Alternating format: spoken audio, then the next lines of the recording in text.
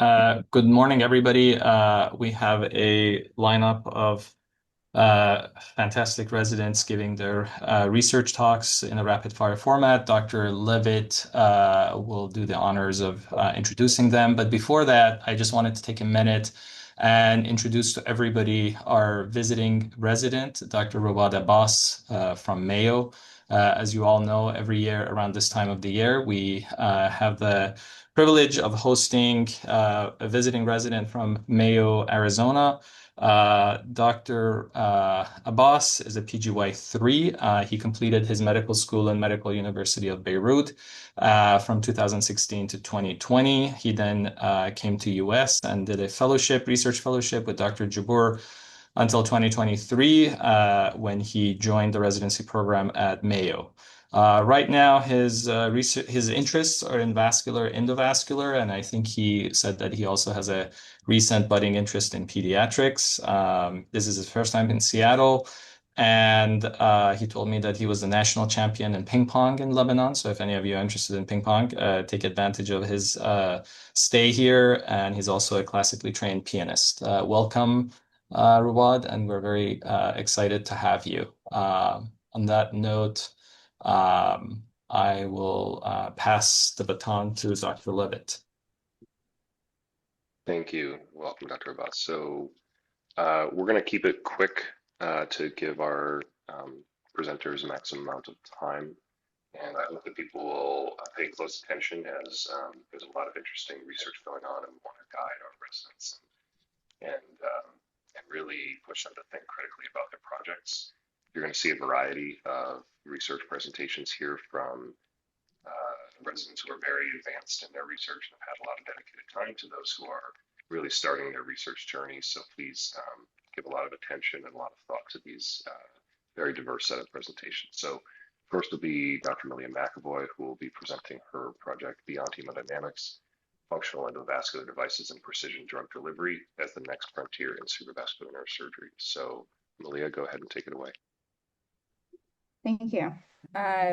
So I'm Malia, I'm a PGY6, and my objective for this talk today is to argue that the field of cerebrovascular neurosurgery should move beyond treating endovascular devices as passive flow diversion and move towards functionalizing the surfaces of these devices through chemical engineering so that we can make these treatments safer and more effective. So here I'm going to propose two strategies, and that the first is drug-eluting coatings that target aneurysm pathogenesis, and the second are antithrombotic surface modifications in order to eliminate the need for systemic dual antiplatelet therapy. These are my disclosures. There's several institutions that have generously funded this work, and there are a few provisional patents out of this work. So flow diverting stents have been transformative for our field. The pipeline device is first line for these complex, large fusiform intracranial aneurysms that were previously untreatable. Both these devices are just fundamentally composed of cobalt, chromium, and platinum, and their only function is to basically divert blood flow. And that leaves us with a couple of unresolved problems. So first, aneurysm recurrence remains an issue, particularly for vertebro-basilar fusiform aneurysms. These aneurysms remain death sentences for patients. The median survival is just 9 months despite interventions. And second, there are well-known bleeding and stroke risks associated with these therapies. So bare metal stents drive protein absorption, platelet activation, thrombus formation. So every patient must be on mandatory dual antiplatelet therapy, which increases bleeding risk up to 5-fold. So the therapy that prevents ischemic stroke can cause hemorrhage. And the question becomes, can we engineer these stents to solve these problems? And I think we can through two approaches: drug delivery and surface modification.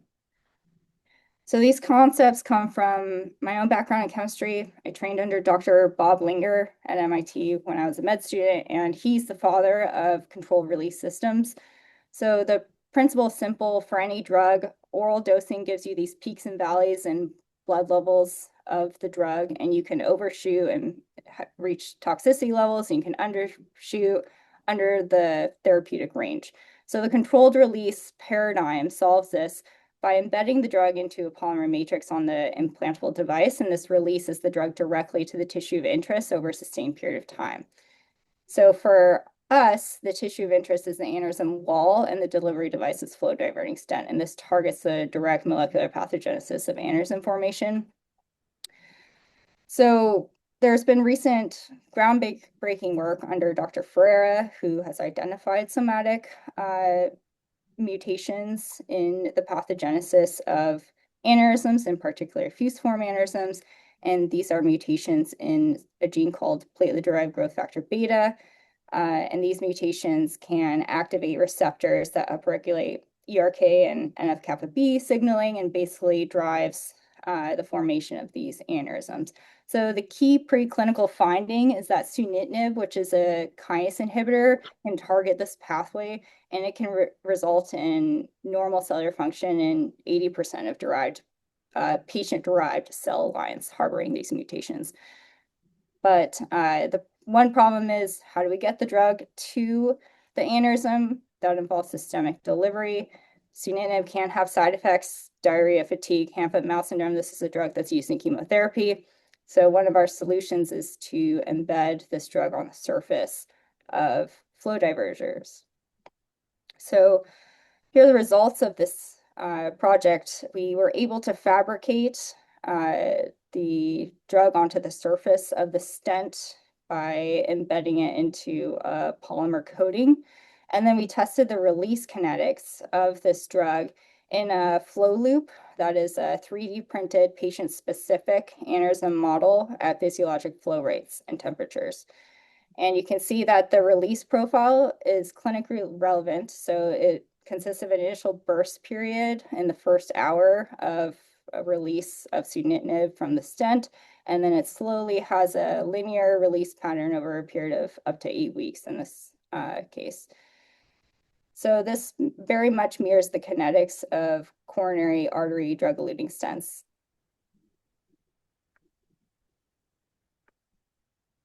Now for the second half of the story is surface modification. So surface modification is a technique where we immobilize a molecule onto the surface of a stent. So unlike the mechanism I just described, which is releasing a drug from the surface, it is stationary, it's not being released, but what it does is imparts a specific function onto the surface of the stent, whether that's or surface of any device. So often this is done for antimicrobial activity, inhibition of cellular adhesion, or tissue regeneration. In our case, we want to impart an antithrombotic function onto the surface of stents in order to prevent the coagulation cascade.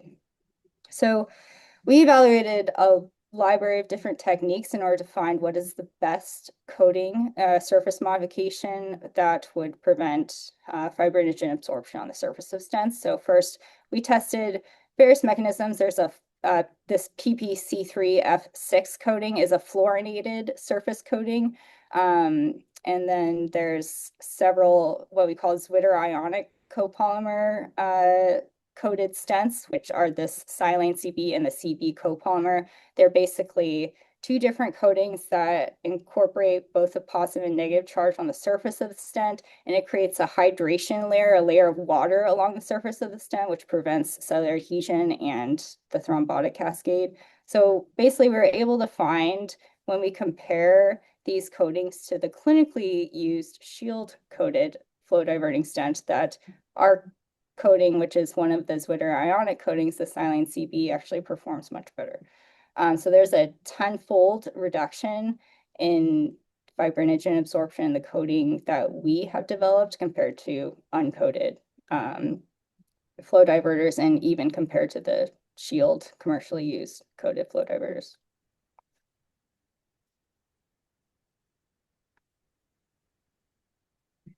So there are several reasons why our coating can outperform anyone else, and it basically comes down to how we synthesize our coating. So our approach is what we call graft from, which is basically where we coat the surface of the stent with an initial layer of OH molecules that we can attach our zwitterion 2. And this is actually a pretty revolutionary technique in the field of biomaterials. It allows us to achieve a much more dense coating of these molecules compared to what is currently used, which is a graft 2 mechanism, which is basically just directly trying to stick this molecule onto the surface of these stents.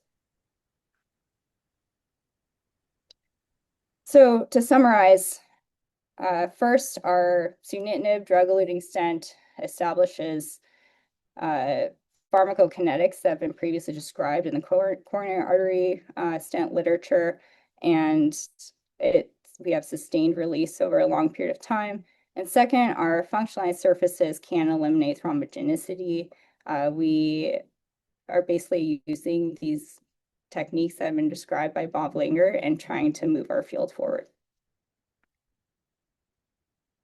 So looking forward, there are several exciting directions. So first, one area that we are looking into developing is a fully biodegradable stent, and that would allow for preventing long-term side effects of stent placement, so long-term ischemic and bleeding complications. And then second, we want to be able to apply other drugs on the surface of these stents. So for instance, milrinone for prevention of vasospasm is something we're exploring, and then even incorporating dual drugs on the surface of these stents. So you can imagine a situation in which you may have a stent which has an initial burst release of milrinone over a period of 14 days in the vasospasm period. Meanwhile, you're having sunitinib being released over a period of up to several months. This would ultimately be a career-long research that I plan to pursue. So I want to thank the people who made this work possible, Dr. Ellenbogen, my first mentor since I was a med student, Dr. Levitt and Dr. Buddy Ratner for being the PIs of this project, my co-residents, and Dr. Con Wu and Dr. Kyun-Hoon Kim, our two postdoctoral fellows who were absolutely talented chemists and instrumental to this work. So happy to take any questions. Any questions for Dr. McAvoy?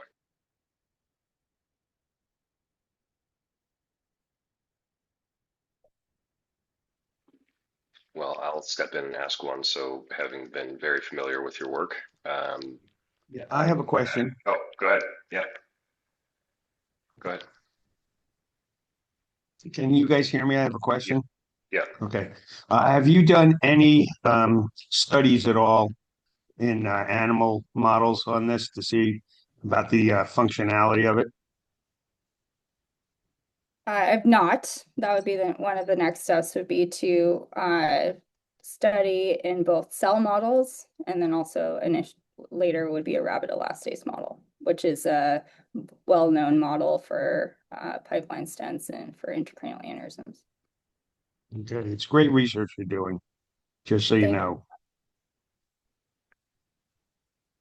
Yeah, and I guess my question, just a follow up on that, is like taking this idea and bringing it to the bedside is a very long and difficult process. So, if you had to concentrate on just one area where you would focus most of your work, what would that area be? What's the gap that people have not yet been able to address in this space?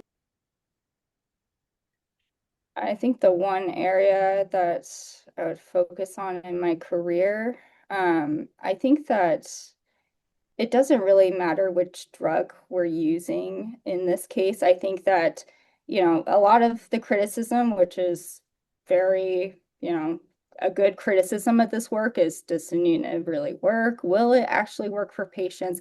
I don't know, but what I do know is that I can well characterize the pharmacokinetics of any drug released from the surface of the stent with these coating methods. So I think that really well describing that, and then leaving it to the biologists who study these drugs to really help me find which drug would be best to target in aneurysm pathogenesis. So that really just establishing that pharmacokinetics so that would be basically my career goal. I think that's wise, and I know we've talked a little bit about this before, but it's really about establishing the platform and the methodology. I think that is an incredible goal because you're not putting everything into one potential drug delivery or one potential drug that is delivered, which may or may not work or may or may not have a big enough market to even be brought to market, but rather you're creating a platform that could be a payload for just about anything. I think it's great. Keep it up, and we'll move on to the next speaker. So the next speaker is Anthony Maxin, one of our interns, who is going to present on machine learning assisted pupillometry for the diagnosis of mild TBI, a year of data from Harborview Medical Center. So Anthony, are you available? Go ahead and share your screen and let's see. Thank you, Dr. Levitt. I'm going to share my screen.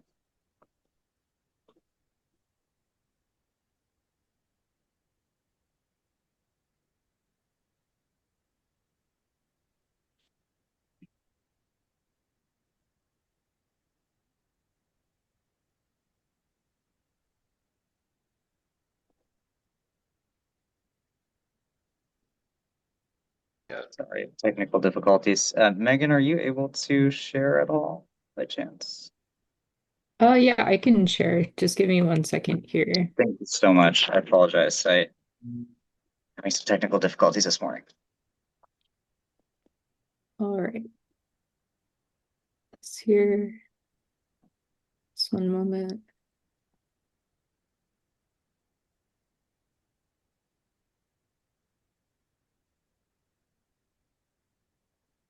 Thank you. So, Anthony, can you just confirm you're seeing the single slide? Is that correct? yeah, I'm seeing the presenter mode. You can switch to the top. Actually, just 1 second.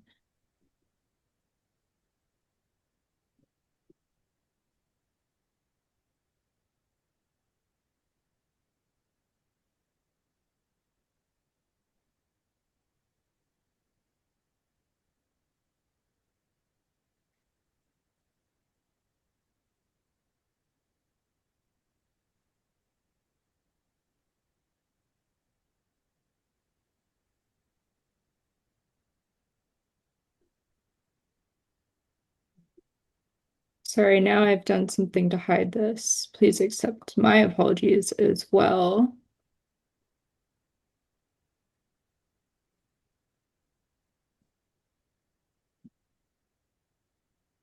Maybe while we're sorting that out, we could just move to Keanu. I actually think I've got it. Okay. Yeah, we just need to I'll go quickly so we can stay stay on on time. schedule. Yeah, thanks everybody. I'll be talking about some work that has been funded over the past year, done by Dr. Levitt and I in pupillometry, looking at mild traumatic brain injury in the acute setting from the emergency department at Harborview. Could you advance to the next slide, please, Megan? Thank you. And I do have some disclosures, which you can see listed here. Thank you. Learning objectives. We'll talk about smartphone pupillometry, and we'll talk about how we analyzed in this setting.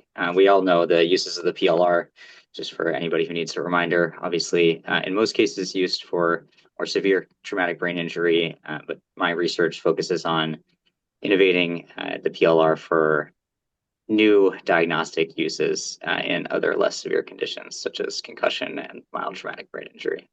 Next slide.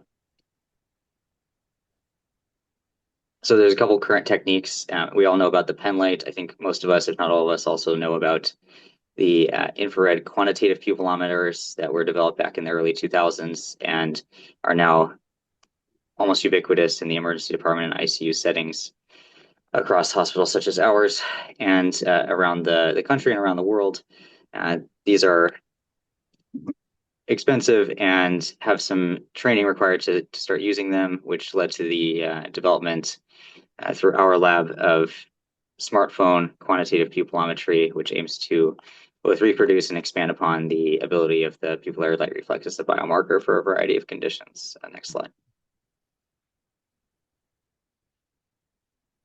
So we conducted this research over the past year, 5 days a week, using availability sampling about 8 hours a day with a paid research assistant at Harborview Medical Center. And we recruited patients in the emergency department, used the American College of Rehab Medicine criteria, mostly for mild traumatic brain injury with GCS 13 to 15, no intervention, no acute intracranial abnormalities on head CT obtained in the emergent setting.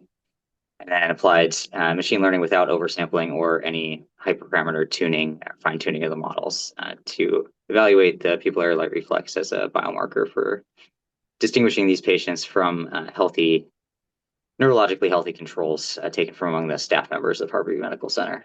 Next slide, please. So we previously studied this smartphone application. A lot of you have heard me talk about it before. Decent inter-rater reliability, especially compared to the pen lights, and is also repeatable. It produces these parameters, which are representative of the morphology of the pupillary light reflex curve on the left-hand side. And essentially the idea is that we can use these parameters as feature inputs into machine learning models and determine the best ideal combination of these parameters, ideal combination of parts of the PLR curve, and that can be used to predict different conditions in their presence. Next slide, please. So for this study, we had 142 healthy volunteers and then 172 patients with mild TBI who met our inclusion criteria. We had a decent distribution across eye colors and ethnicities.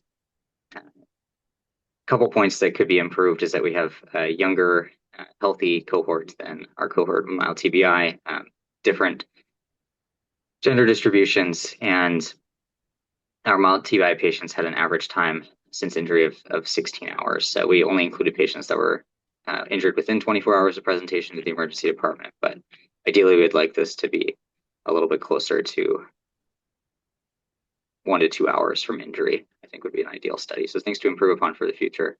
Next slide.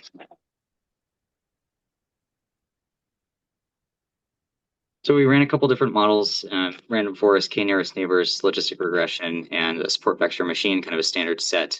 Again, no oversampling, no hyperparameter tuning or other fine tuning of the model outputs, and using these parameters as feature inputs, as you can see on the screen here, latency, percent change in diameter, minimum diameter after the light stimulus, and the mean velocity of constriction. After the light stimulus, we got an accuracy of about 80%, sensitivity specificity, also around 80%, AUC 0.814, which if you go to the next slide, is similar to improved compared to the only current FDA Class 2 approved diagnostic device for concussion and mild traumatic brain injury, which is an eye tracking device, and significantly improved area under the curve compared to that device. So hoping to work towards FDA Class 2 submission and hopefully eventual approval for use of this smartphone pupillometry technology in mild traumatic brain injury as well. Next slide. Yeah, just those are my references. Thank you all for your attention, and thank you to Dr. Levitt and the department for your support. Thank you. Any questions? I have a question for you. Folks probably don't know me. My name is Dr. Yablon. I'm a retired neurosurgeon from UCSF, and good buddies with your chairman, Dr. Ellenbogen.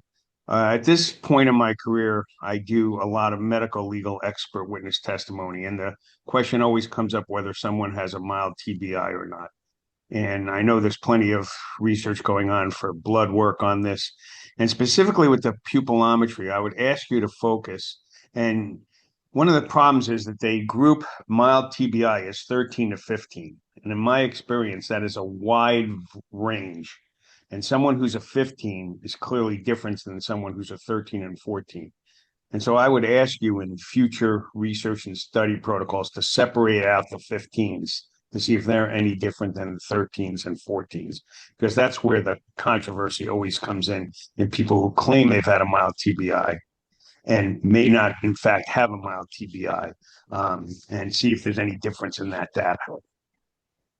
Thank you, sir. Duly noted and much appreciate the feedback. Thank you. Can I just ask a quick question as well? Why do you think it works? Pressure on the third nerve is supposed to be the culprit, but someone who is a mild or moderate, whatever those mean these days, why would they be pressing on their third nerve? Obviously a great question, Dr. Chestnut. The thinking, obviously, I've had to defend this work to reviewers and such before, and have gotten similar questions. The thinking from what I've read in the literature and my personal best thinking on it at this point is that there are alterations to the biochemical environment that occur in mild traumatic brain injury that affect the function of the third nerve. And I don't have lab data to back that up is the only thing that makes me feel uncomfortable about saying that with so much with certainty. But it's similar to the changes in the PLR in Alzheimer's disease or something like that that affects things more from a biochemical than a mechanical angle. I think is at least the hypothesis for why this seems to work.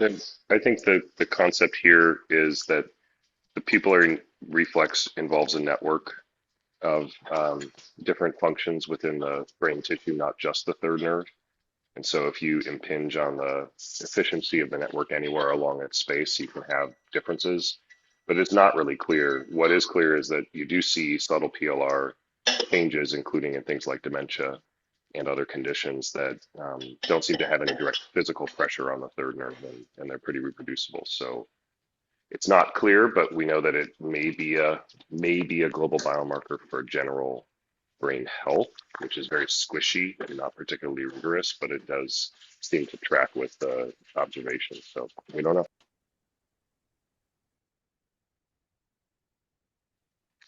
All right, thank you. We'll move to the next presenter to stay on time, and that's Dr. Chee. Thank you. So Keanu Chee will be presenting his research unraveling the underlying mechanisms of vasospastic spinal cord injury. Restoring spinal cord injury perfusion.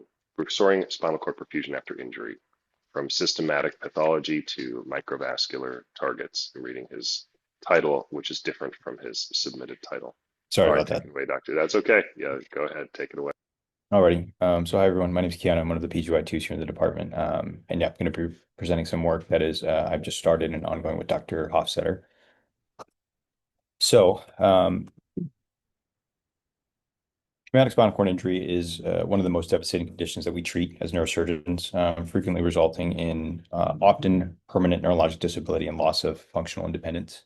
And while the initial mechanism of mechanical insult is often irreversible, there's a significant portion of the long-term damage is actually driven by what we think is secondary injury, such as ischemia after the initial injury, which then leads to progressive tissue loss over time. And despite some of the significant advances we've made in surgical decompression, critical care, our current therapies still don't effectively preserve microvascular perfusion within the spinal cord, which highlights a pretty critical gap in our management of spinal cord injury. And so kind of for hopefully the remainder of residency and ongoing my career, the goal of my future research work will be to better understand and optimize spinal cord perfusion in the acute setting with the aim of preserving viable tissue and ultimately improving neurological recovery for our spinal cord injury patients. And so spinal cord injury affects about 1.5 million individuals per year in the United States alone, with approximately 12,000 new cases every year. We're seeing this more commonly in older patients, often following low energy ground level falls. And the consequences of ground level falls can be pretty profound. Patients can face lifelong paralysis, loss of independence, and pretty significant medical and societal burden. And despite this, we still lack, we lack any therapies that effectively prevent the secondary injury in the acute case of spinal cord injury. And I think what makes this compelling is that even though small amounts of spared spinal cord, even with small amounts of spared spinal cord tissue, even in the order of just like 5 to 10% of spared spinal cord tissue, we can still preserve functional connectivity in these patients. And so even modest neuroprotection following secondary injury has the potential to translate into, I think, pretty meaningful improvements in patient outcomes. And so secondary injury after spinal cord injury is heavily driven by ischemia, which can account for up to half of total tissue loss after spinal cord injury. And current management, as you all know, primarily focuses on maintaining our MAPs greater than 75 to 80. But the MAP reflects systemic pressure and not necessarily microvascular blood flow within the spinal cord. Vasopressors, as again you're familiar with, increases pressure by increasing vascular resistance, but may not actually improve and can actually even worsen tissue perfusion. And a major limitation of this is that we currently lack reliable real-time ways to measure spinal cord perfusion meaning we may be treating the wrong physiologic targets. And so to build on this, overall for this work, a central hypothesis kind of integrates both systemic and microvascular mechanisms. After traumatic spinal cord injury, many patients will develop things like acute hypovolemia due to neurogenic shock and trauma-related blood loss. This reduces the circulating blood volume and contributes to impaired tissue perfusion. And at the same time, within the spinal cord microvasculature, we see capillary collapse and loss of autoregulation. And this creates a perfusion mismatch where some regions of the spine may be underperfused even when systemic blood pressures appear adequate. And so on the microvascular side, we propose that parasites, which are contractile cells that regulate capillary tone, may actually play a key role in this process. Following injury, parasite dysfunction may impair microvascular control and perpetuate local hypoperfusion. And so I think the overall work that I'm going to focus on over the next couple of years is my hypothesis is twofold.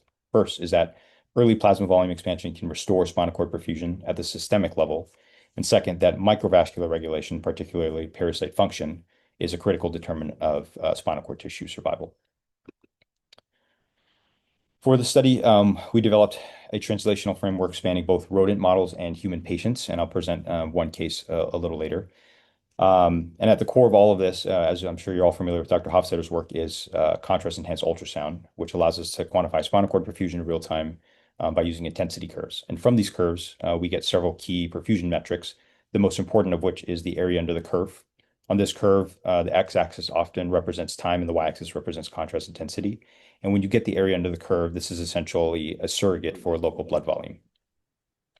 The second index is spinal perfusion index, which is a ratio comparing perfusion at the injury center compared to surrounding spinal cord tissue, which helps us understand how well the most critical regions of injury are actually perfused compared to intact tissue.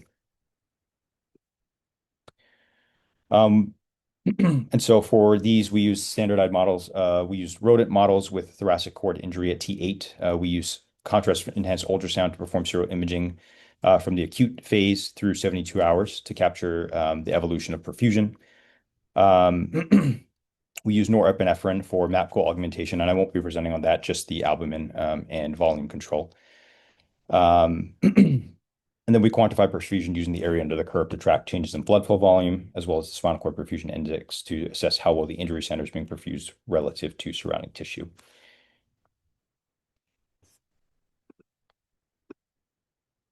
So using contrast-enhanced ultrasound, we can quantify how the spinal cord is being perfused after injury. Here in panel A, you can see in rodent models, we observe pretty rapid and severity-dependent depletion of parenchymal blood volume, even in spinal cord segments that appear morphologically intact. And so after acute injury, blood volume decreases by approximately 24% in mild injuries, which is 100 kilodyne injury, 12% in moderate injuries, which is 150, and up to 57% in severe spinal cord injury, which is 200. Now, looking at 1 hour, this reduction becomes even more pronounced, with blood volume decreasing by about 18% in mild, 45% in moderate, and 66% in severe, which demonstrates that perfusion loss scales with injury severity, which is hopefully no secret. And by 24 hours, we start to see divergent patterns of recovery, where rostral to the lesion, there's like a hyperemic response, which you can see here. And caudally, there's perfusion tends to remain persistently reduced. And these findings are similarly reflected in the area under the curve charts here below. So having established that spinal cord perfusion is significantly impaired after injury, we then ask, could it be restored? Using contrast imaging, we confirmed an immediate reduction in perfusion following injuries. And we used albumin-based plasma expansion to restore blood flow within the injury center, with repeat dosing producing even more sustained effect. And so our findings are corroborated using contrast-enhanced ultrasound. In panel A, you can see that we see improved perfusion in animals treated with albumin compared to controls. And panel B quantifies this again using the area under the curve, which is our measure of blood volume. And we see increases across the rostrocaudal axis after albumin treatment. And this increases by about 40% acutely and remains elevated by about 15% compared to controls at 24 hours. And in panel C, the spinal perfusion index is significantly higher in albumin-treated animals across all time points, indicating that improved perfusion at the injury center itself.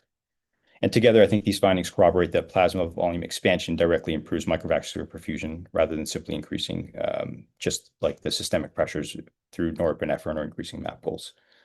We observed a similar effect in humans. Here below is an Asia B patient in which we did decompression and albumin administration, and we see a 21% increase in spinal cord blood flow via area under the curve. And overall, I think that these results show that spinal cord perfusion in both rats and humans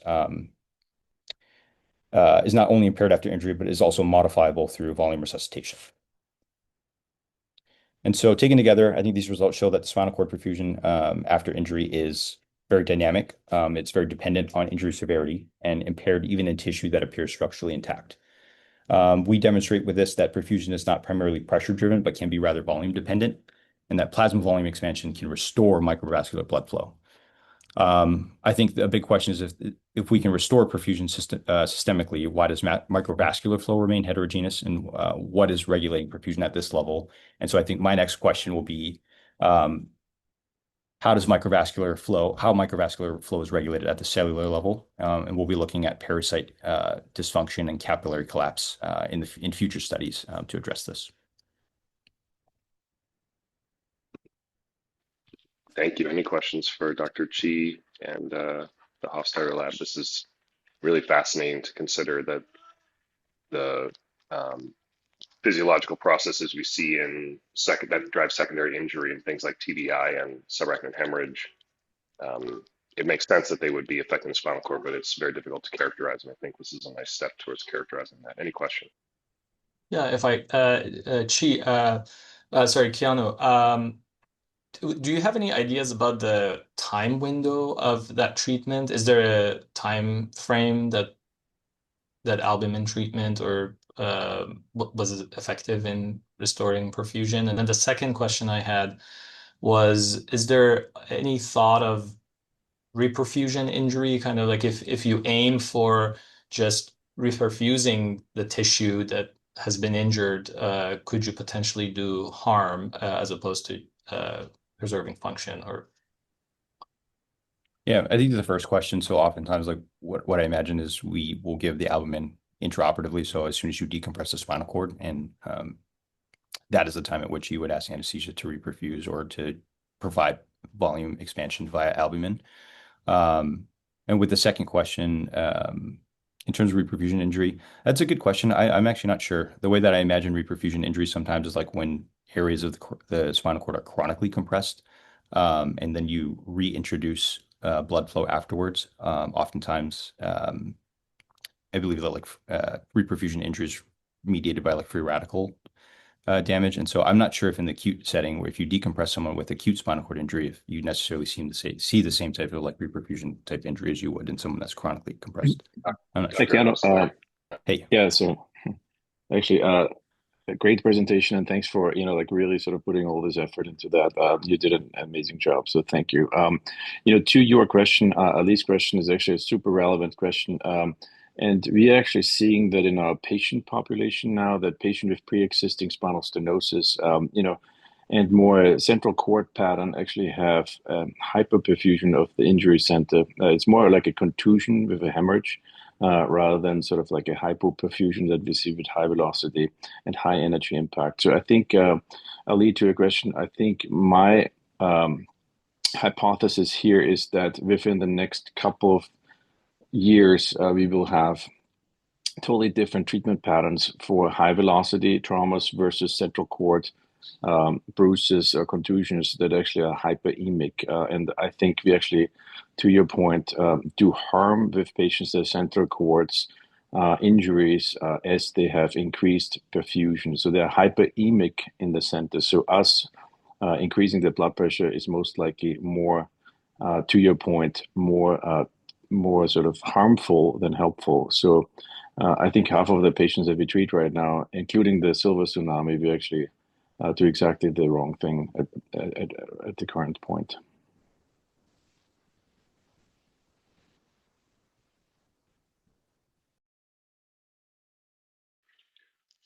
Okay, thank you, everybody. We'll move on to the next presenter, which is Margot Kelly-Hedrick. Dr. Kelly-Hedrick will be presenting on the role of preoperative embolization of skull-based meningiomas. Dr. Kelly-Hedrick, take it away. All right, thank you so much. Hey everyone, I'm Margot, I'm one of the second-year residents.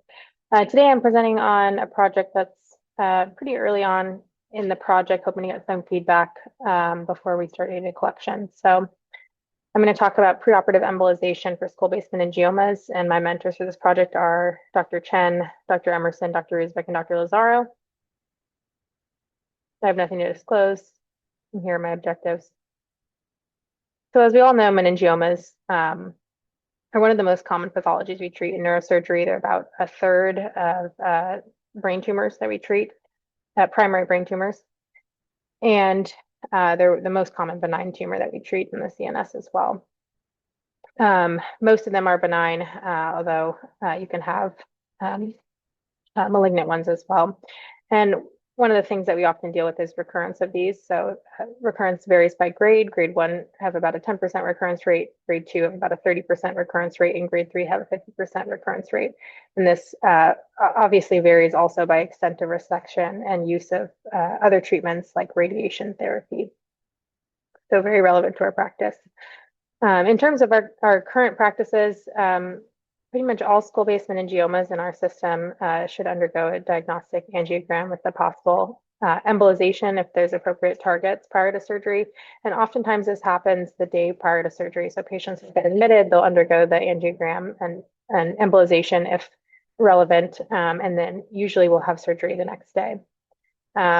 And targets of embolization vary by tumor location, but can include branches of the ECA like MMA, ascending pharyngeal occipital branches, and also ICA branches like MHT or ILT. This is a fairly underexplored topic in the literature, although there are some prior studies that have been published.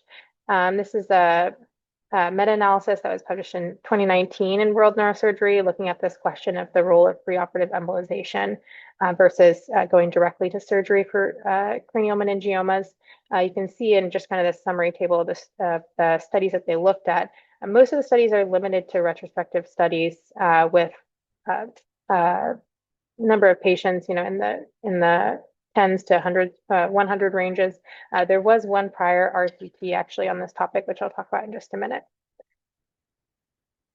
And this meta-analysis looked at a couple of different outcomes. And here's kind of a summary of their findings here. They found that there is no difference in complication rates between these two groups, those that got embolized and those that did not. There is no significant difference in blood loss during surgery. And there was a significant decrease in operative timing in that those that had been embolized had slightly shorter surgical times than those that did not. Their conclusion of this study is that embolization may not provide much benefit because of the complications that were reported in the literature, even though the kind of overall complication rate did not increase when they looked in their meta-analysis. But looking at kind of our highest level of evidence, there is one randomized controlled trial that was published in 2017. This was conducted in Italy. And this study looked at patients that were randomized into direct surgery or those that got a pre-op embolization before surgery, and then they compared these two groups. They excluded convexity meningiomas, small meningiomas, and then when they looked at their final analysis, they also excluded those that were randomized to the embolization group, but didn't have an embolization target or had like an incomplete embolization. They felt like they didn't get a sufficient embolization during the procedure, and they just looked at those and they felt got a complete embolization. And in this group, they also found that there's a significant difference in operative timing, but no difference in blood loss or change in hemoglobin levels post-operatively. So the study that we're conducting will be a single institution, but multi-surgeon retrospective cohort studies. We're planning to basically look back on skull-based meningiomas of adult patients, excluding convexity meningiomas and non-cranial meningiomas like spine meningiomas, and then excluding recurrent meningiomas. And part of the reason for that is we will look at recurrence in the study, but we want to capture patients when they first present with the non-treated meningioma. And then looking specifically at patients that did have a preoperative angiogram with a possible embolization. In terms of the data we'll be collecting, kind of thinking about this along the timeline of the patient's stay, presenting symptoms at kind of their initial clinic visit, as well as some patient characteristics. And then we'll be looking specifically at some of the features of the tumor on imaging, so location, the size, and then some of the features like having T2 signal, hyperostosis, whether there's cystic components of the tumor, and whether there's surrounding edema. We'll then be collecting data on the pre-op angiogram, so whether or not there was an embolization, the type of embolization, which vessels were embolized, the extent of embolization, determined in part by if there's a persistent tumor blush after embolization, and then the timing. Like I said, most patients just kind of anecdotally seems like get admitted one day before surgery to undergo embolization, but there may be some that have more time in between embolization and surgery, and then any reported complications from the angiogram and embolization procedure itself. We'll then be looking at intraoperative findings, so the approach, the amount of blood loss, whether the patient required intraoperative transfusions, the operative time, and then kind of based on the operative notes, the extent of resection, whether anything is reported about the consistency of the tumor, intraoperative complications, and then the Simpson grade as well.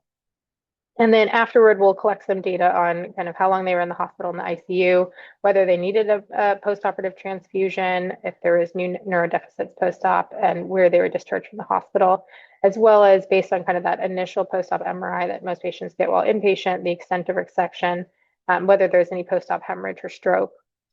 And then we are planning to look at the pathology when it comes back, both the grade and the molecular features, as well as the reported subtype. And then looking down the line at the follow-up. So at their most recent follow-up that's reported in our system, whether or not they have any symptoms at that time, similar to when they presented, whether there's residual tumor, growth of residual and dural enhancement. So that will be based on their latest follow-up imaging, whether they did have recurrence of their tumor and the timing of recurrence in relation to their initial surgery, whether they required reoperation, and then details about any other therapies they had, like radiation therapy, including the type and number of sessions, the dose, and then any complications from radiation therapy, as well as if they passed away during the interval follow-up timing. I think there's a lot of sort of unanswered questions in this topic that I'm hoping to answer with this data that we collect. One thing is just looking at kind of comparing those that were able to be embolized with those who were not embolized, or those that only were able to get partial embolization. Looking at how that relates to tumor location, as well as some of the molecular and pathology features. I think that's underexplored in the literature. And then, some of the similar outcomes which have been reported in the literature, looking at blood loss, extent of resection, operative time, complications, length of hospital stay, as well as looking at some of the follow-up data. So looking at time to recurrence, some of the path features, as well as whether they need radiation therapy. And then, I think the last point will depend on how much variation there is in the data that we collect. But in terms of the timing of embolization, if there is enough variation to look at whether the timing matters, whether it happens one day before surgery, if it happens, with a delay in between embolization and surgery, and whether that impacts some of these outcomes as well. So we're just on the cusp of starting data collection. We're kind of ready to start collecting pretty soon here. So the plan will be to collect data, and then we'll start data analysis hopefully later this spring. And I'd like to thank my mentors, Dr. Chen, Emerson, Ruzvik, and Lazaro. And then we have some med students interested in helping out on this project as well, which will be of great help. Great, thank you. Any questions for Dr. Kelly-Hedrick team? Yeah, great project, Margot. I'm curious if you've thought at all about what you would do if you get the opposite result, and like you find that the embo patients do worse, maybe because you're selecting for some hypoxia resistant cell phenotype or whatever. How would you handle that? Yeah, I mean, I think one of the goals of the project is trying to identify which patients are appropriate for embolization, and so thinking about some of like the molecular subtypes or the path features or even the imaging features, Are there ways we can identify which patients can benefit from embolization and which patients may be like not appropriate for an embolization? So I think I think that would be an interesting finding and would help also kind of guide some of the preoperative planning for patients with meningiomas. And just know that so two things. One is that I think Dr. Maggie McGrath and others had established a while ago a pretty large database of embolized meningiomas with a lot of clinical data. So there's probably an opportunity to build on that and not just to collect new data. We actually are a center that embolizes just about every meningioma or many of them, which not a lot of places do. So there's a pretty big backlog. All of them will have PAT. And then I encourage you to look at a recent publication in the Journal of Neurointerventional Surgery that followed patients who got embolization only and no surgery, and found like local tumor control and actually tumor regression over several years. I think that's very out there and probably not a primary treatment modality, but it is interesting to think about. So there may be advantages there beyond the concept that embolized meningiomas may have a longer progression-free survival due to better sort of perivascular localized control. Just really interesting. The problem is the traditional measures of whether embolization is useful tend to fall into the bucket of estimated blood loss, which is an extremely fraught and very poorly characterized variable. And then there's, as Sam said, as Dr. Emerson said, there's a lot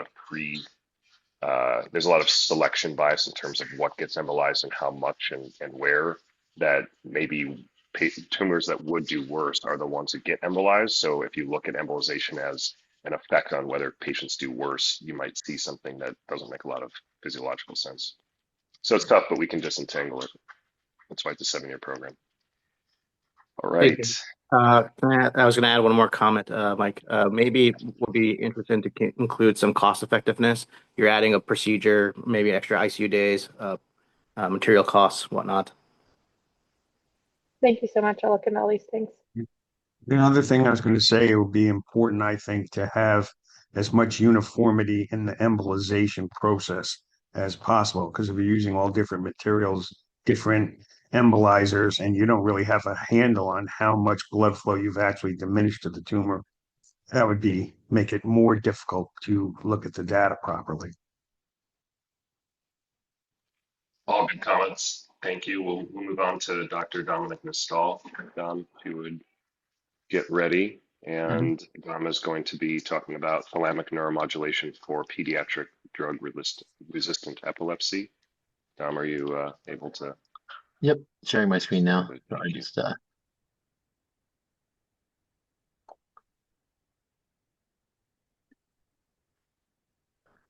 Great. Thank you, Dr. Levitt, for the introduction. Thank you everyone for the opportunity to present today. My name is Dominic. I'm one of the P2I6s, and I'll be presenting this work that I've done with our PEDS epilepsy group here at Seattle Children's. No relevant disclosures. This is some work that was presented at CNS, and this is a recently accepted paper in JNS Pediatrics, and as of this morning is in production. So hopefully in just the next few weeks, you'll be able to read the entire paper if anyone's interested.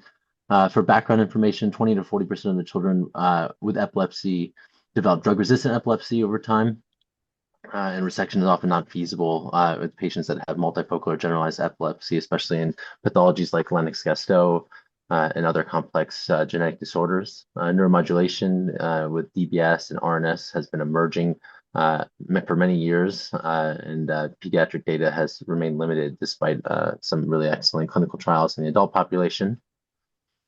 Just a brief review of thalamic neuromodulation in the adult population. There's been a number of different studies that look at the efficacy of both DBS and RNS in adult populations, showing really impressive results and an option for patients who have drug-resistant epilepsy who have not been able to undergo resective therapy, and data that's more strongly supported than prior neuromodulation techniques such as VNS.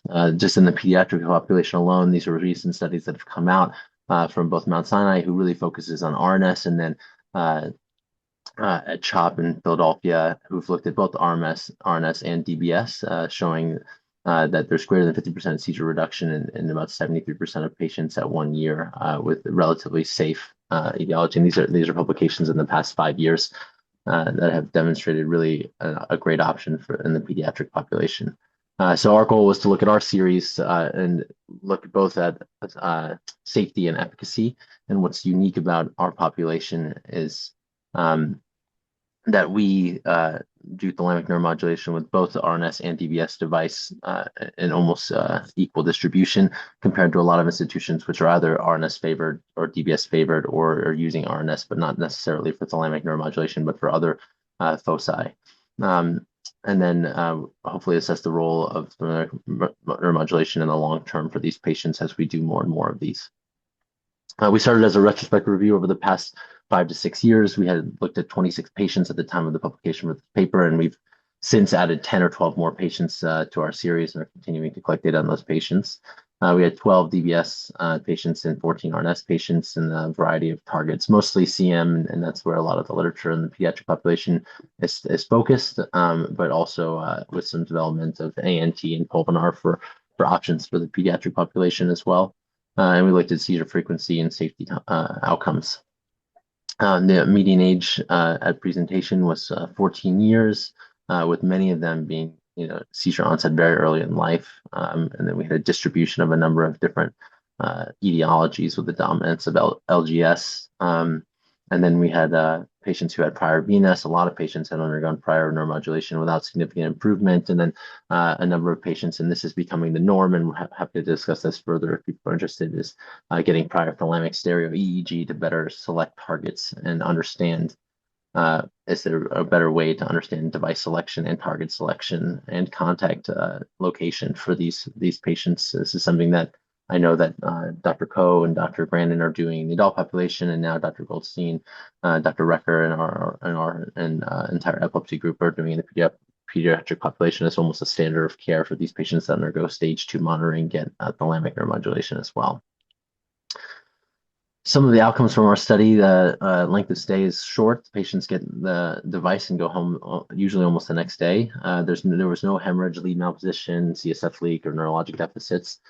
We had 2 devices that were explanted, one for infection and one for the device being ineffective and the family wanting to explant the device for social and personal reasons. And then one device was turned off because of some significant behavioral changes after stimulation.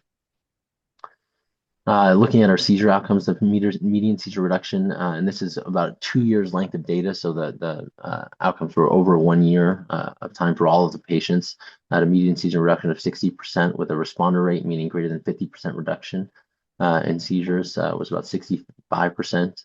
And then we also talked a little bit about some other outcomes that we're trying to better define, which include seizure severity, sleep, cognition, which we're still working on. But in our population, there was a reported improvement in seizure severity, even if their seizures were not reduced in frequency of improved 77%.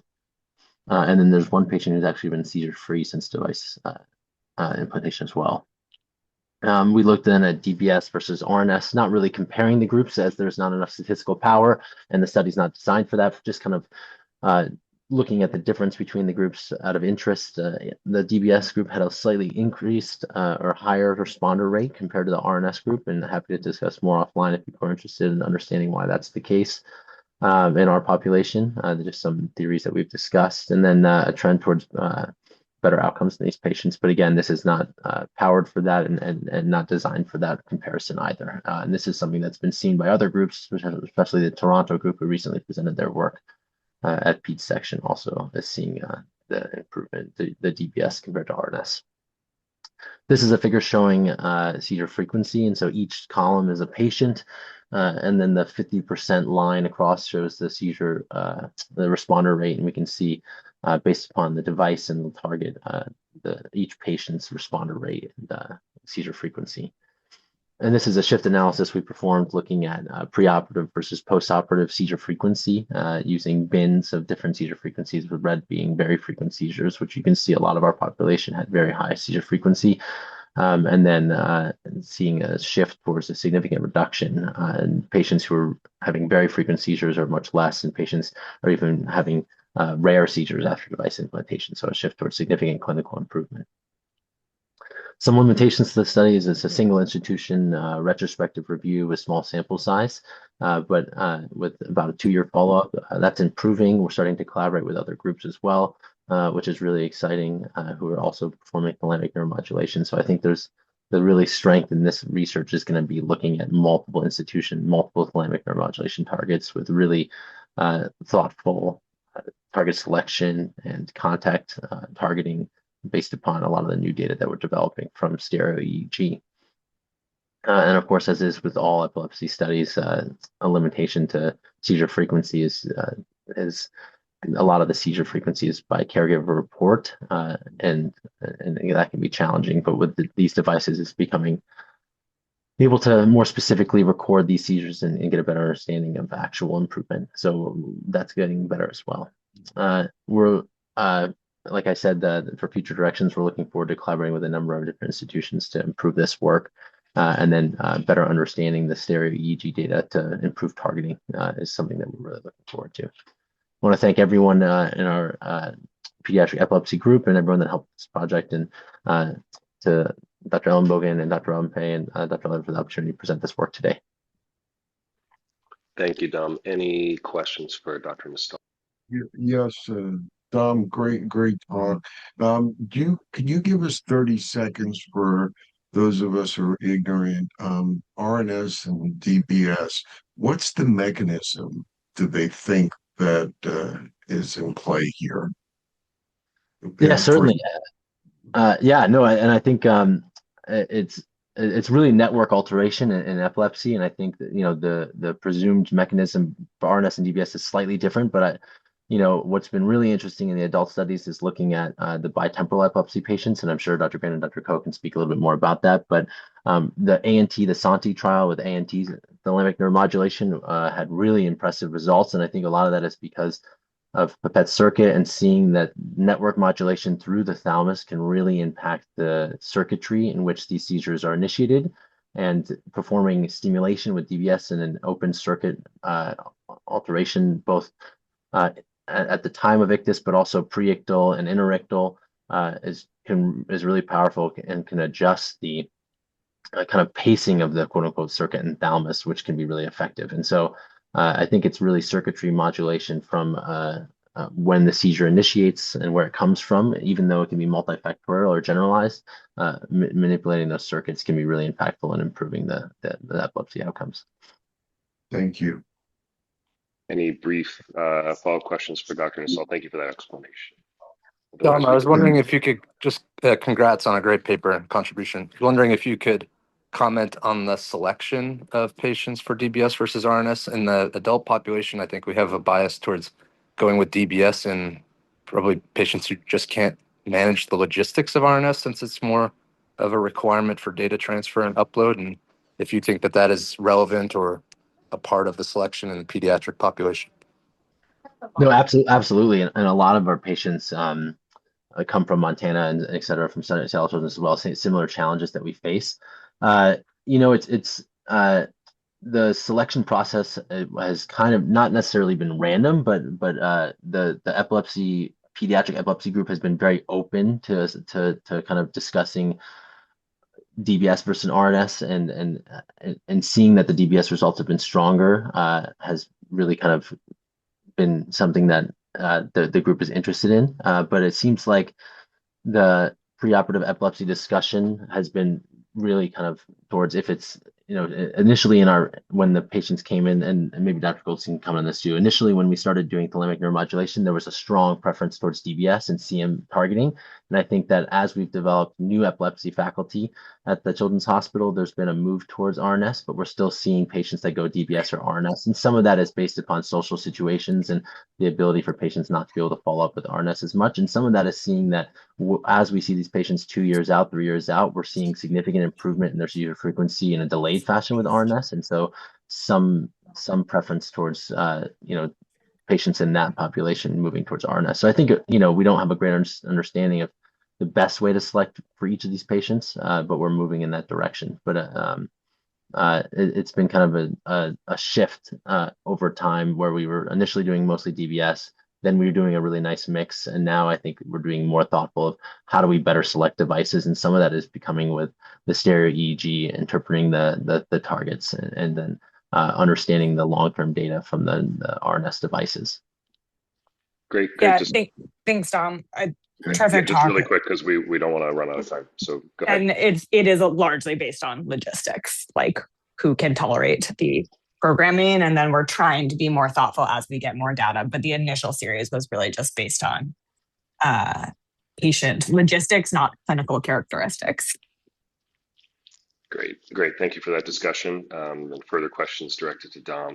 Thank you for that. Let's move on to Dr. Sadler. So Samantha Sadler, she's next up, and she'll be presenting on spontaneous arteriovenous malformation regression with alcohol cessation in an individual with alcohol use disorder.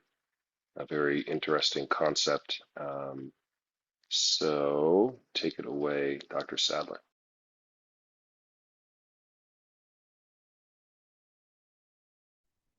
So I'm just trying to share this. Here's an review.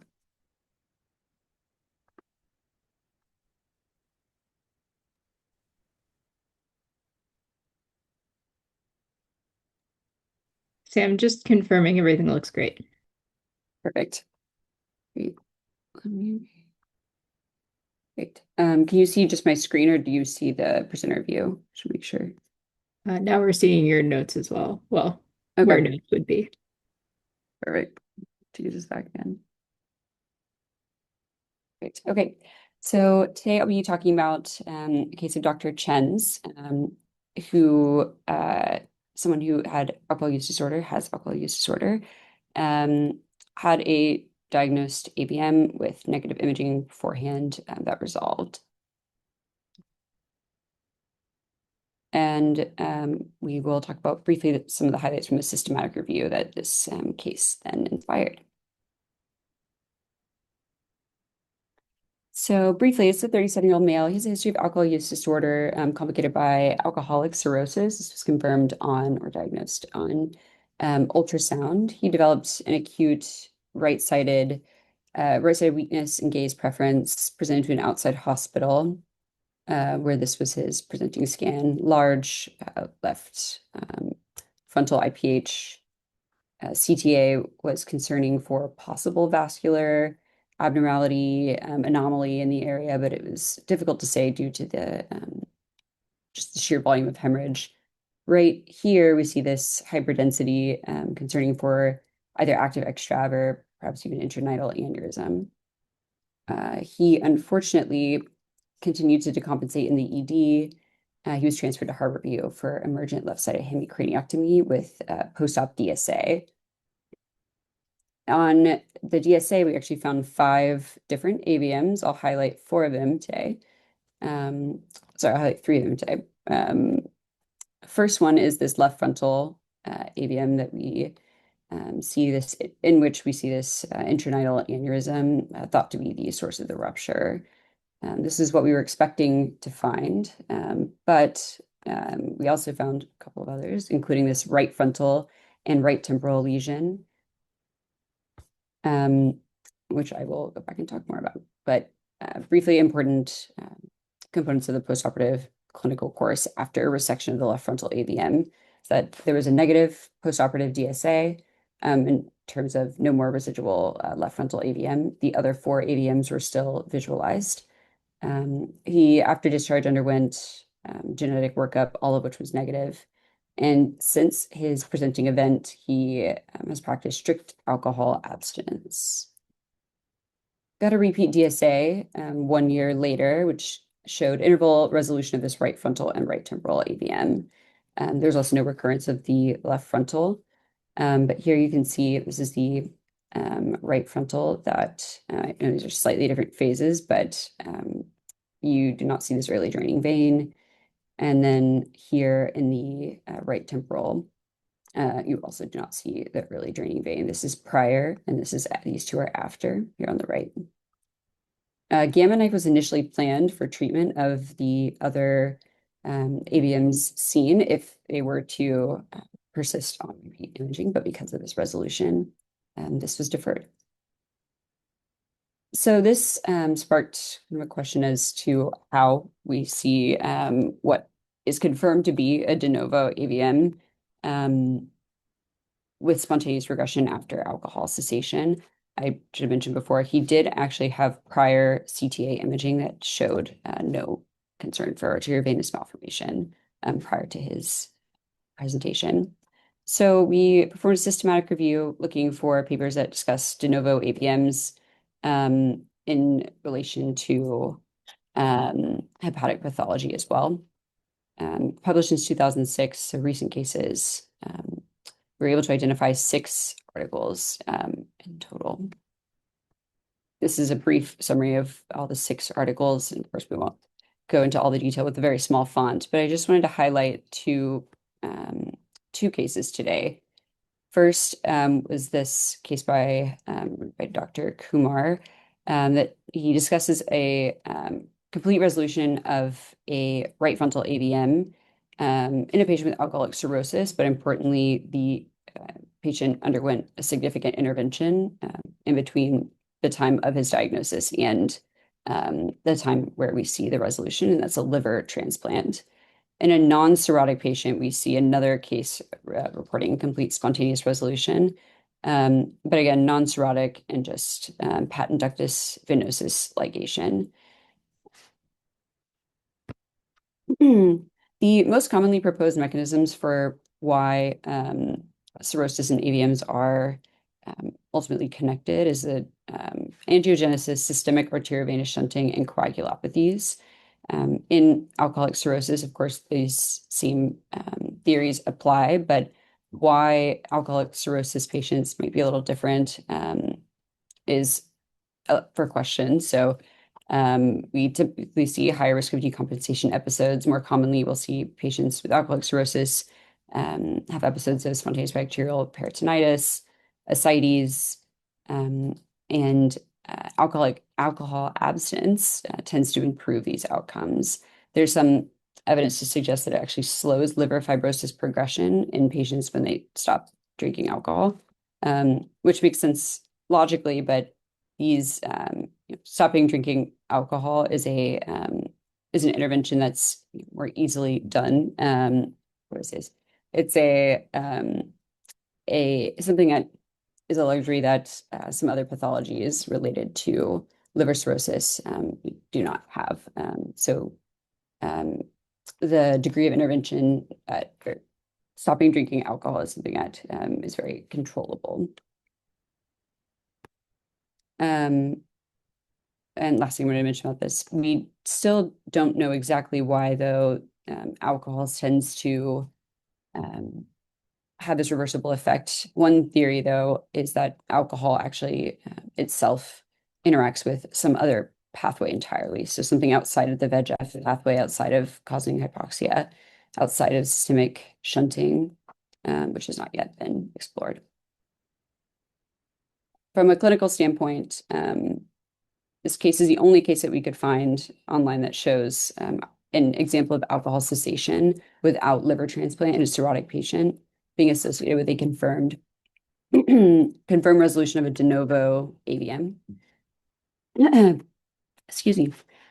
Alcohol cirrhosis. Excuse me. Alcohol cirrhosis also presents specific pathologies and features specific to AVMs and cirrhosis that could be targets for future intervention. And from a clinical standpoint, patients who have alcohol addiction, alcohol use disorder, and AVMs, you should consider trialing cirrhosis management or alcohol cessation in order to avoid AVM treatment surgically or via gamma knife. That is it. Questions for Dr. Sadler? Hey, Sam, quick question for you. I missed if you included this in your earlier slides. Is this also something that happens in other body parts? Because I know patients with liver disease and cirrhosis are prone to blood vessel, like telangiectasias and other anomalies that bleed. But does this also happen in like GI or other parts of their body, or was this unique to the brain? In terms of angiogenic pathologies. Regression. Oh, regression. Yeah. Was not able to find clear evidence of regression anywhere outside of what you just described. One area that we see that is in the liver. Patients with alcohol use disorder who have progressive cirrhosis can get arteriovenous malformations in the liver, and those have been seen to regress with cessation. I think this is a great example. Oh, go ahead. Go ahead. Oh, yeah, thanks. I just have a real quick comment. When I was in practice, I had a young lady that had a non-alcoholic cirrhosis, platelets at 20, and she presented with confusion, and she had this huge frontal DAVF fistula with multiple venous varices. And because, the only treatment was craniotomy, I could not, with those platelets, she was placed on I can look it up for you and give you the name of the drug, but oncology or the hematology placed her on this medication to increase platelet production and another medication for her cirrhosis for the liver. And then I went to do the follow-up angiogram before the craniotomy a few months later, and the whole thing had resolved. And I couldn't really make sense of why that happened so quickly and what the connection with the cirrhosis was, but so I don't know. There might be something there. It's I've seen this phenomenon, and I don't really know how to explain it. What I was about to say, and thank you for that, is that this is a good example of the value of an individual case, right? So we often look down on case reports and individual case level data as being not particularly useful research, but these types of cases can drive a lot of very interesting hypotheses and lead to follow-ups that could, provide insight into a new pathophysiological mechanism. So I think we'll have to keep an eye on this, but it's really promising. We're going to move on to Dr. Malek Bashti, our second to last presenter, and thank you to everybody for staying on the line. Thank you. Dr. Bashti will present on C5 lamina sparing and post-op C5 palsy. Dr. Bashti, go ahead. Thank you, Dr. Levitt. Good morning, everybody. My name is Malek. I'm one of the interns. I'm excited to share the progress that our team has made under the guidance of Dr. Zhang and Dr. Khan to prevent postoperative C5 palsy.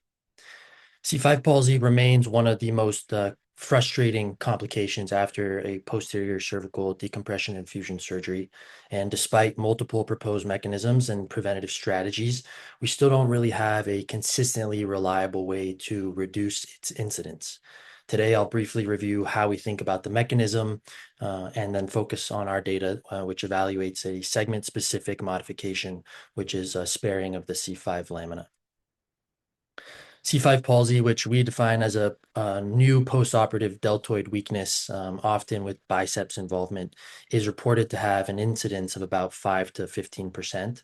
And clinically, patients develop impaired abduction of their shoulder. And then although most do recover, this can take weeks to months. What makes it particularly frustrating is that it often occurs despite what appears to be an adequate decompression. And despite decades of work, we still don't have a clear consensus on the mechanism or a reliable way to prevent it. It's best understood as a segment-specific problem. The C5 nerve root naturally has limited excursion and is constrained at the foramen. After decompression, the cord shifts posteriorly, most at the C4 and C5 levels, because that's the apex of cervical lordosis. This creates a mismatch where the cord moves, the root doesn't, and then tension develops at that level. Other mechanisms have been proposed, such as the reperfusion, ischemia, direct injury theories, but the most surgically actionable model is the one of segmental tethering phenomena. And now most prevention strategies target the same basic idea, which is reducing tension on the C5 root. That includes doing a foraminotomy to decompress the root itself, and then even modifications to the laminectomy to try to limit posterior cord drift. One of the more interesting approaches is the selective blocking laminoplasty done by one of the Korean groups, where laminoplasty is performed at the C5 level while the other levels undergo laminectomy. The idea is to preserve posterior constraint, and then specifically at that most vulnerable segment. In a very similar light, Dr. Zhang has been using an even simpler modification since 2016, where he intentionally preserves the C5 lamina while the adjacent levels are decompressed. The idea is straightforward. So basically just maintain posterior structural barrier at that C5 level to limit excessive core drift at the segment where the root is the most vulnerable. This avoids the complexity of a laminoplasty while also targeting the same underlying mechanism. We performed a retrospective analysis on Dr. Zhang's posterior cervical laminectomy and fusion cases dating all the way back to 2016, and we've analyzed up to 171 patients so far. The primary outcome's been postoperative C5 palsy, which we define as at least a 1-point grade decrease in deltoid strength. In our analysis, C5 lamina sparing was associated with a significantly lower rate of the development of C5 palsy with an odds ratio of approximately 5. Interestingly, variables such as OPLL and then presence of myelopathy at baseline were not significant predictors. And so far, this suggests that the underlying pathology or severity of compression may be less important than the biomechanical changes that are actually occurring after decompression and surgery. In other words, it appears to be more of a segment-specific problem than a disease-driven one. We separated our patients based on whether they developed C5 palsy and then looked at their deltoid strength over time. And what you can see is that the patients who don't develop palsy, regardless of whether or not we spared the lamina, maintain and recover strength in a similar fashion. And then in contrast, patients who develop C5 palsy have a marked early drop in their strength with only partial recovery over time. So the primary determinant of post-op function is whether or not the patient's developing a C5 palsy. From a surgical standpoint, that's important because it suggests that preserving the C5 lamina does not come at the cost of adequate decompression. And then this all the while reduces the incidence of the complication that's actually driving the functional deficit. The next step for us is to strengthen both the clinical and the mechanistic aspects of the analysis. So from a cohort standpoint, we're going to incorporate Dr. Khan's cohort, which will serve as an independent control group since it's his practice to routinely remove the C5 lamina. And then importantly, we're going to add a detailed radiographic analysis that'll include global alignment parameters, but more importantly, segment-specific variables such as core drift and postoperative foraminal height at the C4-5 level to determine whether this technique is actually altering the biomechanics in a way that actually supports the clinical findings. If that relationship does hold, it'll suggest that small segment-specific changes in how we're decompressing may actually have meaningful impacts on postoperative complications. I just want to thank Dr. Zhang, Dr. Khan, Malia, and Chase, and our very hardworking medical students, Ethan and Landon, for all their help and support with this project. Great job. Any questions from Malek?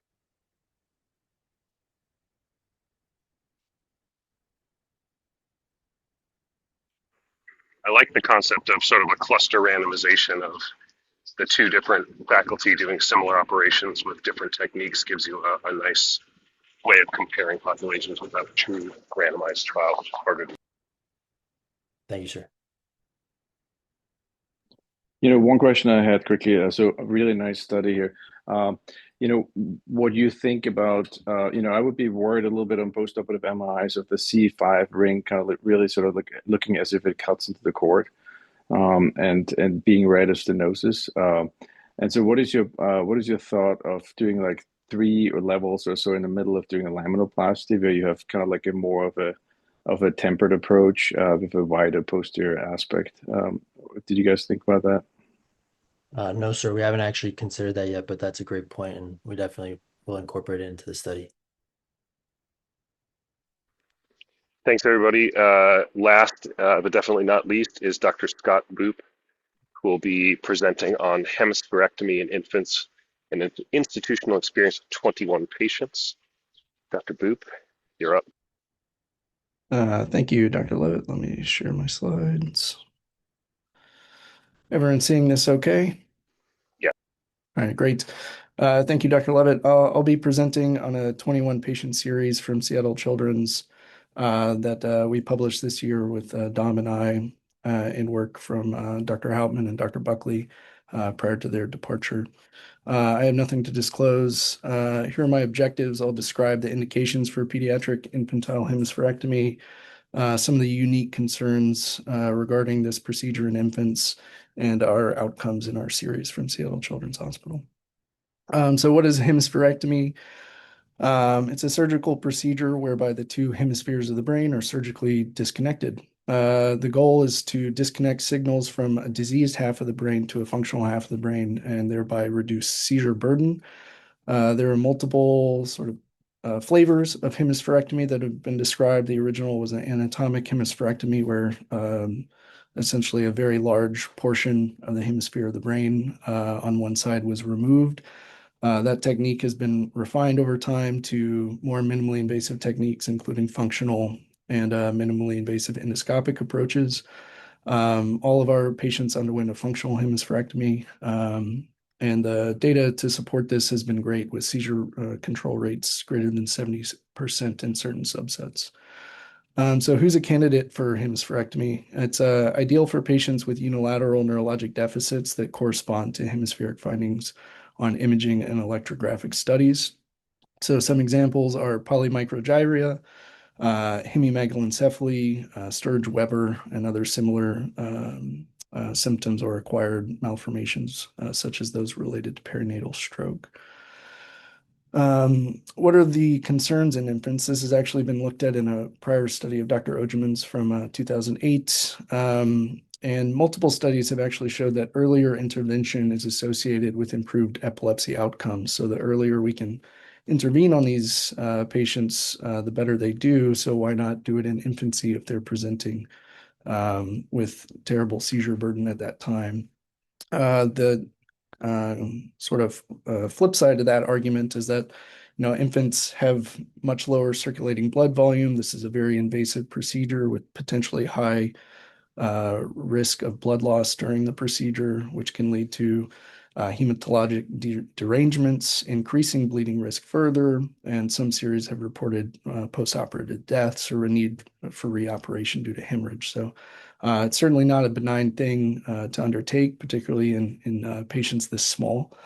And so there's been some debate in the literature previously about how early it's appropriate to intervene. And then we wanted to see if there were any other sort of unique complications that came about from studying this cohort. So this was a retrospective review. We included any patient less than 13 months of age with a drug-resistant epilepsy diagnosis from hemispheric epilepsy, which was noted on clinical radiographic and electrical preoperative evaluations. And we included patients from January 2000 to May 2024, including demographic and clinical data that was analyzed using R. We primarily assessed for postoperative Engel class and anti-seizure medication reduction postoperatively, and then looked at complications such as hydrocephalus that required VP shunt placement, dysphagia, and some other issues. We had 21 patients, about half male, half female. Our mean age was 6 months of age. This is our mean weight and height, very small babies.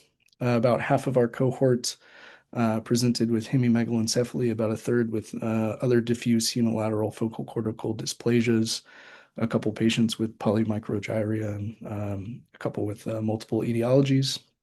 About 1/5 had underlying syndromic condition, about a quarter had additional comorbidities such as tumors elsewhere in the body or hematologic issues or other sort of issues.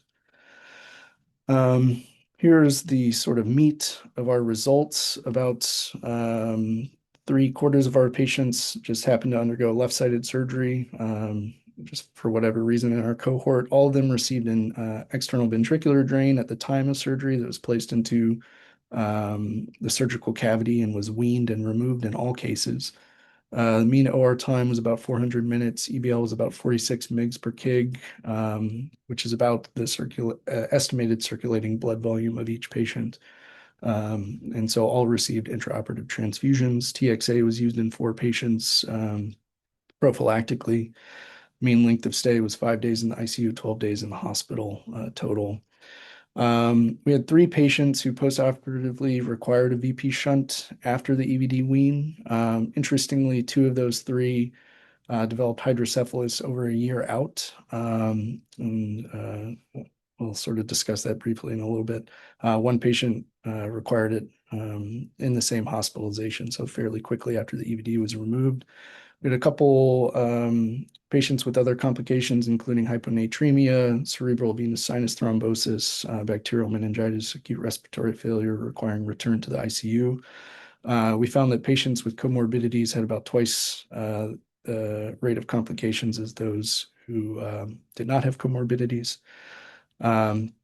Postoperative dysphagia was something that we specifically looked into in our cohorts. About a third of them had preoperative dysphagia requiring either an NG tube or PEG prior to the procedure, but that improved to only 2 requiring it post-op long-term.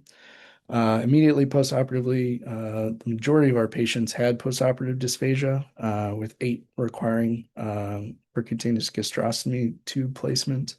But most of those actually happened in a delayed fashion. And then all but 2 recovered their swallow, with the mean time of recovery to the swallow being about 5 years, actually. So that is one of the issues that we sort of elucidated in this cohort that I'll get into is a little bit different from some of the other older cohorts.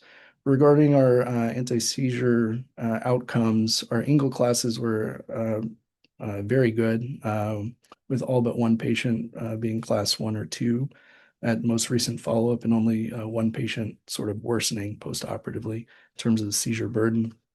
And then we had a statistically significant reduction in anti-seizure medications in our cohort as well, too, with many of them requiring no further anti-seizure medications at most recent follow-up. So in conclusion, this was found to be a safe procedure, and nearly all our patients demonstrated very good epilepsy outcomes. Our EBL notably was close to the estimated blood volume for each patient. And so this raises the concern that, you really need to have experienced pediatric anesthesiologists available who, are planning to give intraoperative transfusion and not get behind in this, very small patients with small circulating blood volumes. We did have a higher rate of dysphagia in this infant series compared to some other older kids and other cohorts. However, only 2 required G-tube long-term, so that's pretty good, I think. In terms of our hydrocephalus rates, this was similar to prior series. Interestingly, as I mentioned, 2 of the 3 patients that required a VP shunt presented with delayed hydrocephalus, which raises the question of maybe alternate etiologies at play. Ultimately, I think future studies are needed to better define the long-term psychiatric outcomes for these patients, comparing them to older cohorts. And with that, I'd just like to acknowledge the mentors that helped with this, as well as Dom, who is critical in putting this paper over the finish line, which was just published this year in January in JNS Pediatrics. And with that, I'll take any questions. Great job, Scott. Any questions from the group? Nino. Fascinating. Great job, Scott. Do you know why there is so frequent dysphagia? I mean, is this like cutting a nerve, or is it the central nervous system?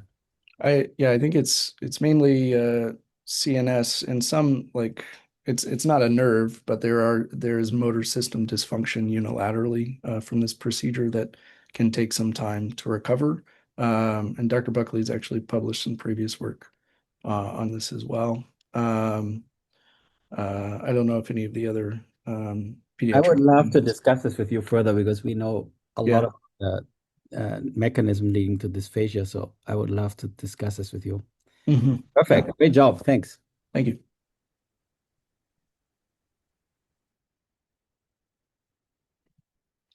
Any other comments?